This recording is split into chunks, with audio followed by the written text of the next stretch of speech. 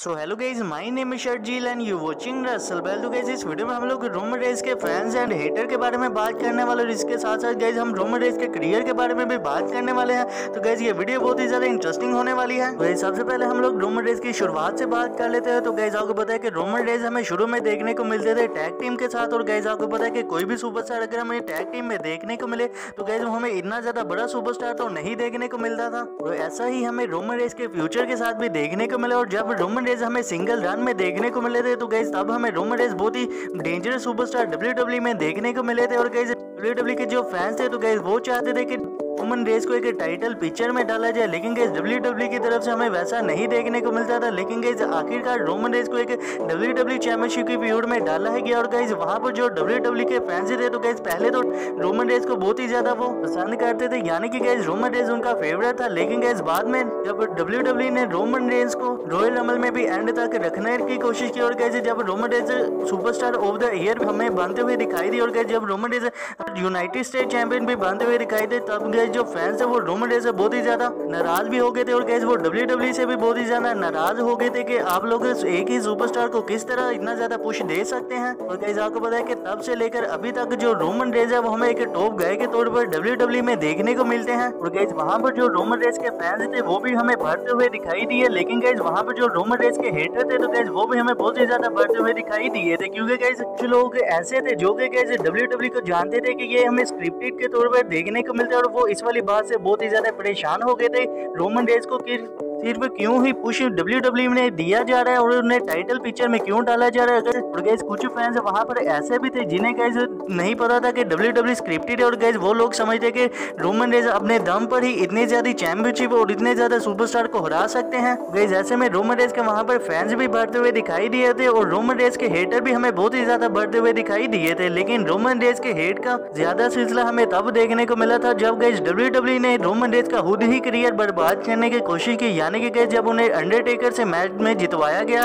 और गाइस आपको पता है कि जब रोमन रेंस हमें नेक्स्ट मंडे नाइट रॉ में देखने को मिले थे रेसलमेनिया के बाद, तो गाइस वहां पर जो फैंस का हमें रिएक्शन देखने को मिला था रोमन रेंस के लिए, तो गाइस वो बहुत ही ज्यादा हमें बेकार रिएक्शन देखने को मिला था। और गाइस मुझे नहीं पता कि कोई भी सुपरस्टार को इतना ज्यादा खराब रिएक्शन मिला होगा फैंस की तरफ से। और गाइस वहां पर आपको पता है कि रोमन रेंस ने सिर्फ 2-3 ही लफ्ज बोले थे, यानी कि गाइस दिस इज माय। और गाइस वहां पर जो फैंस है वो बहुत ही ज्यादा बू कर रहे थे रोमन रेंस को। गाइस ऐसा नहीं था कि वहां पर रोमन रेंस की हमें ताकत नहीं देखने को मिली, क्योंकि गाइस वहां पर कुछ ऐसे भी फैंस थे जो कि गाइस कह रहे थे कि रोमन रेंस को बेकार में ही डब्ल्यूडब्ल्यू में पुश दिया जा रहा है। और गाइस मैं आपको बता दूं कि डब्ल्यूडब्ल्यू किसी सुपरस्टार को तब ही पुश देती है अगर डब्ल्यूडब्ल्यू को उसमें कुछ अच्छी चीज देखने को मिले, तो तभी वो वाला सुपरस्टार हमें डब्ल्यूडब्ल्यू में पुश लेता हुआ दिखाई देता है। लेकिन गाइस डब्ल्यूडब्ल्यू की तरफ से वो वाला मूवमेंट भी डब्ल्यूडब्ल्यू के बहुत ही ज्यादा काम भी आया था, क्योंकि गाइस डब्ल्यूडब्ल्यू चाहती है कि अगर वो किसी सुपरस्टार को पुश दे रही है तो उन्हें फैंस की तरफ से कुछ ना कुछ तो रिएक्शन मिले ही। अगर ऐसा ना हो, गाइस आपको पता है कि डब्ल्यूडब्ल्यू में हमें काफी सारे ऐसे सुपरस्टार देखने को मिलते हैं जिन्हें गाइस फैंस की तरफ से कोई भी रिएक्शन नहीं मिलता, और गाइस डब्ल्यूडब्ल्यू की तरफ से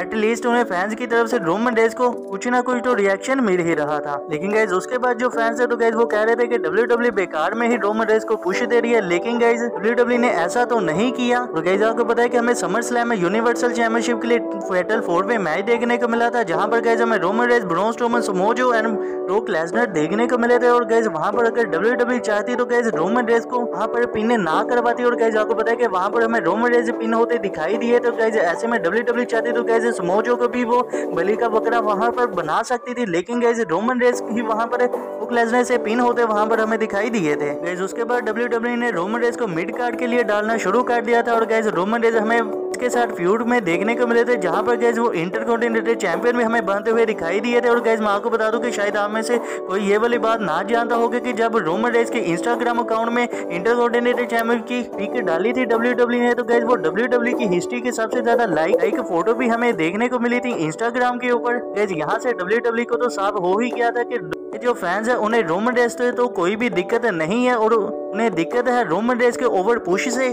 उसके बाद फिर हमें देखने को मिला था रॉयल रंबल, यहाँ पर गाइस फिर हमें एंड में देखने को मिले थे Shinsuke Nakamura, Finn Balor, John Cena and Roman Reigns तो गाइस आप में से काफी सारे लोगों ने वहां पर नोट भी किया होगा कि जो फैंस है वो जॉन सीना रोमन रेज को बहुत ही ज्यादा बू भी कर लेते और गाइस वहां पर फैंस का सिर्फ एक ही मकसद था कि जो WWE है वो जॉन सीना और रोमन रेज को दोबारा से रॉयल रंबल ना जिता दे। वो चाहते थे कि Shinsuke Nakamura and Finn Balor से ही वहां पर कोई रॉयल रंबल हमें जीता हुआ दिखाई दे और गाइस WWE ने वहां पर ऐसा ही किया कि वहां पर हमें शिंसुके नाकामोरा जीतते हुए रॉयल रंबल दिखाई दिए थे। और गाइस इस बात से हमें ये वाली बात तो साफ होती है कि WWE फैंस की भी बात कभी कभी सुन ही लेती है। गाइस अब हम लोग बात कर लेते हैं रोमन रेज के हेटर के बारे में। तो गाइस अब ऐसा बताया जा रहा है कि जब रोमन रेज का हमें रिटर्न देखने को मिलेगा तो गाइस रोमन रेज हमें फिर से यूनिवर्सल चैंपियनशिप की फ्यूड में देखने को मिल जाएंगे। तो गाइस ऐसे में जो रोमन रेज के हेटर है वो फिर से तैयार हो जाए कि रोमन रेज फिर से बड़ी टाइटल की पिक्चर में हमें देखने को मिलने वाले हैं। तो गाइस मैं आपको बता दूं कि WWE में किसी भी सुपरस्टार को अगर पुश दिया जाता है तो गाइस उसे WWE देखकर ही पुश देती है। मतलब गाइस वो अगर WWE के लिए कुछ फायदा पहुंचा सकता है तो उसी वजह से WWE सुपरस्टार को पुश देती है। तो गाइस ऐसे में जो रोमन रेज के हेटर है तो गाइस वो तो इस वाली बात को समझ ही जाए